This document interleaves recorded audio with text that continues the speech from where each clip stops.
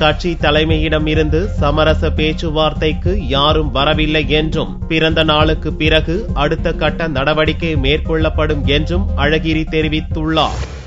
திமுகவிலிருந்து இடைநீக்கம் செய்யப்பட்ட தென்மண்டல முன்னாள் அமைப்பாளர் அழகிரி திங்களன்று மதுரையில் செய்தியாளர்களை சந்தித்தார். திமுக தோற்கும் என்று தான் கூறவில்லை என்றும் கட்சியினரை நீக்கினால் குடும்ப ஓட்டில் இழப்பு ஏற்படும் என்று கூறியதாக விளக்கம் அளித்தார். நான் திமுக தோற்கிறதுக்காக சொல்லல, தோக்கணுன்றதுக்காக சொல்லல. நான் கழக தலைவர் கலைஞரிடத்தில் இப்படி பலர் நீக்கப்பட்டிருக்கிறார்கள். மதுரை மாநகர கழகம் கலைக்கப்பட்டிருக்கிறது. அது திருப்பியும் மதுரை மாநகர கழகத்தை பழையபடி கொண்டு வாங்க.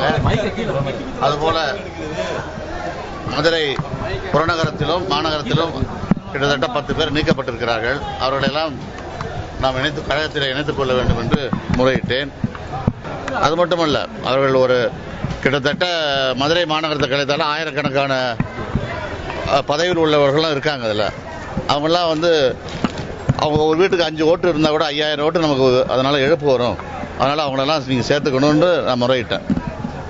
இந்த படலம் தொடர்ந்து கொண்டே போனால் தோற்கும் என்று அந்த அடிப்படையில் தான் சொன்னேன். கட்சி தலைமையிடம் இருந்து சமரச பேச்சுவார்த்தைக்கு யாரும் வரவில்லை என்றும் பிறந்த நாளுக்கு பிறகு முடிவெடுக்க உள்ளதாகவும் அழகிரி கூறினார். சமரச பேச்சுவார்த்தை தலைமையில இல்ல இதுவரைக்கும் யாரும் வரல.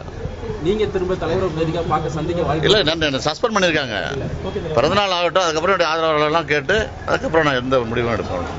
ஞாயிறன்று இரவு மதுரை விமான நிலையத்தில் உற்சாக வரவேற்பு அழகிரிக்கு தரப்பட்ட நிலையில் திங்களன்று காலை முதலே கட்சியினர் அவரை சந்திக்க தொடர்ந்து வந்த வண்ணம் இருந்தனர்.